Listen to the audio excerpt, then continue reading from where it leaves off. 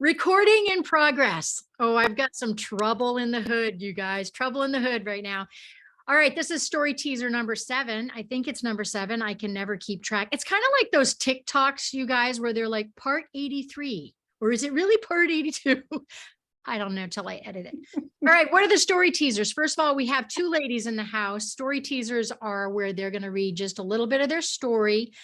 These are true and personal and authentic stories that are not easy to write. And both of yours, frankly, not any to diss anybody else's, but they were pretty damn powerful. I mean, both of you guys, honestly.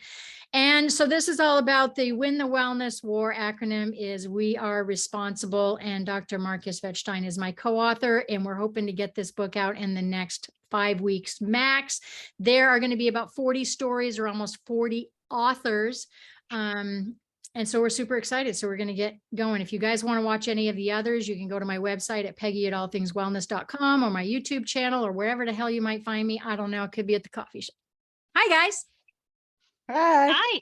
You know what's different about you two is that usually what's really cool is actually Anita is your pal as well.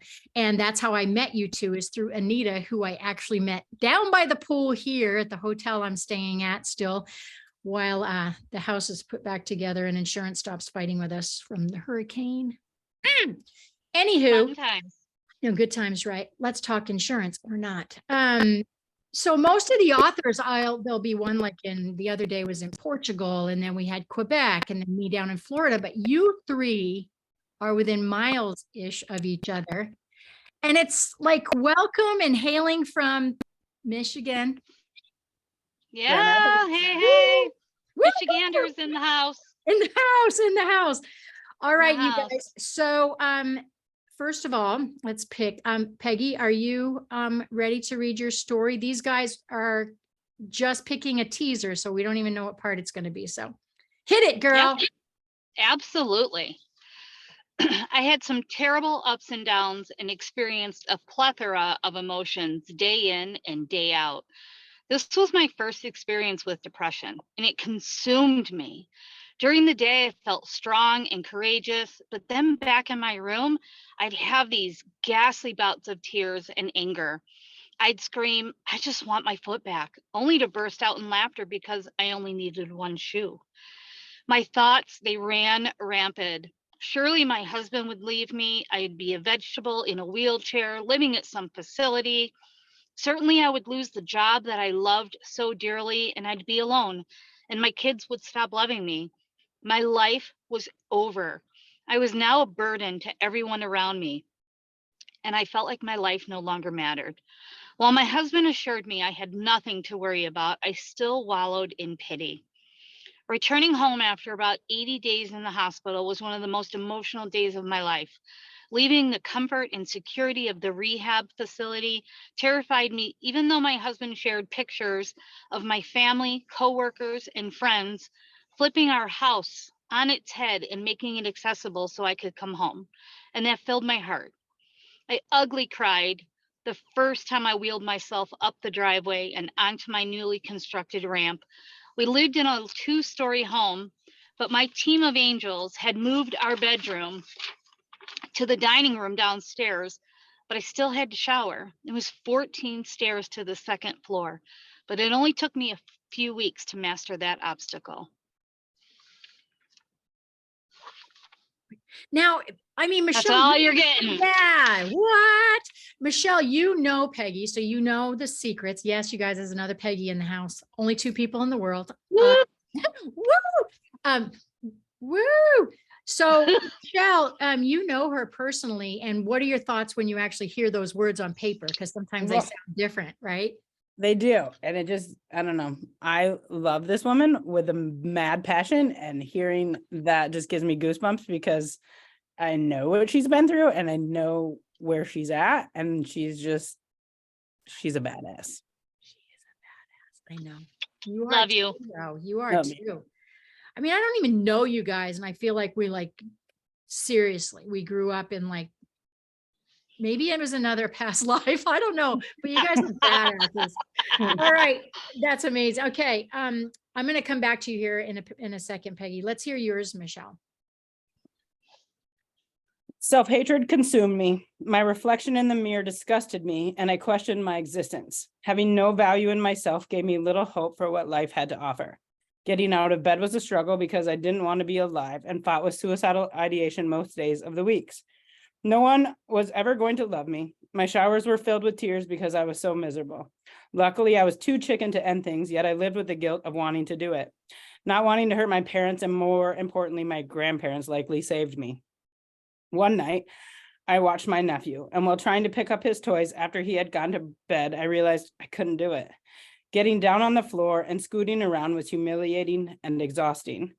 I leaned against the couch and cried. This was the straw.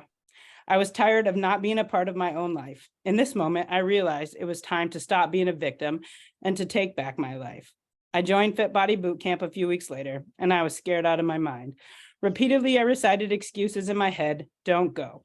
But the first day I walked through the door, I knew it was one of the most life-changing decisions I had made in my entire life. 5 years later, I still walk through that same door. Choosing to take a risk and showing up that first day was empowering, and walking through those doors was just the beginning. Man, I didn't want to cry. Like, I have done such a good job on this book. The first book, I was like, did these story teasers. And oh my God.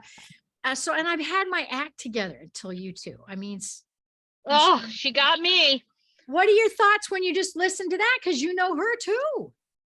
I do. And I know her pain, and I know how, number one, she lights everybody else up around her. But then when you see her succeed and how hard she works every day at loving herself, at working out, at just everything she does, but she pours into everybody else just as much. She may not think but she does. And like, she's amazing. And she is also a badass. And don't ever challenge her on the bike, because she will kick your ass. That's awesome. You know, you guys, neither one of you have written before in this sense, right? Like put something on No. paper or blogged or anything like that. And what's been your experience? First of all, it is really kind of cool to be doing it with other people. I mean, my sister's been in my books a couple times, and some people I've worked with, and that's really cool to be able to see them and go through this. Yeah. But what's this been like? Like, Peggy, what's this been like, you know, knowing that you've got your two gals and you're putting stuff on paper? What's it like to write this story, and you're going to be sharing it with the world literally in a month? Yeah. For me, it was a lot of validation, right? Like I've been wanting to write for a while and tell my story for a while, but I also struggle with, why is my story more significant than anybody else's, right? Everybody in the world has been through struggles and those types of things, and I think I just struggle with that part of, I'm not different than anybody else, but then I do experience a lot of other people similar to me that went through similar things as me, that have no motivation to do anything in their life. So if I survived what I went through, and that gave me purpose. That made me find my purpose, and my purpose to help other people go through that same thing, right? So for me, I want to get it out there. There's a lot more that I want to write, and so I'd like to write even more. But for me, number one, it's validation that I succeeded, right? It's validation that I made it. Yes. Made it further than I ever thought I would. Yeah. So. 100. Yeah. What about you, Michelle? Putting this out there, did you ever think this would happen? No, but I always wanted it to happen. My whole life, my career is about helping people through things. And I think that telling your narrative, telling your story is so empowering and so healing. And that it shows people that, like Peggy said, like, we're not special. People go through things, but we all have a story to tell. And it can be so healing to tell it so people don't feel alone. Right? Oh my God, you're hired. Mic drop. Oh my God. But truth, right? So like true. I think about Peggy and like hearing her say, like, I'm not more special than anybody else. I want to be like, yes, you are. But I get what she's saying too. But like knowing her and knowing her struggle, like part of that motivates me to get up every single day and say, it doesn't matter how I'm feeling, I'm going anyway.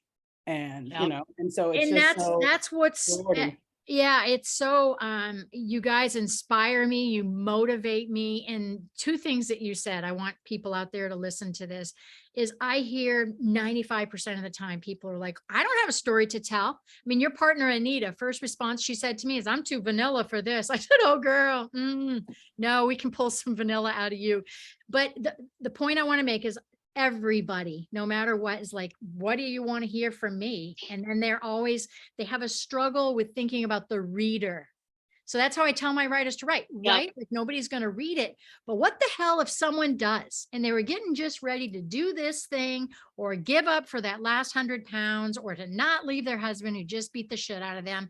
It's a story they're going to pick up, resonate. And it's kind of reminds me of the Bible in a way, that you can read a bit, put it down, then it can come to life, then you can put it down, So, okay, you guys, that's it. That's the tease. That's really exciting. And when you hold it, it's still, even for me, for putting it together with Markus, it will bring tears to your eyes just to have this, this together. So I love you, ladies. Love you too, Love you Peg. too.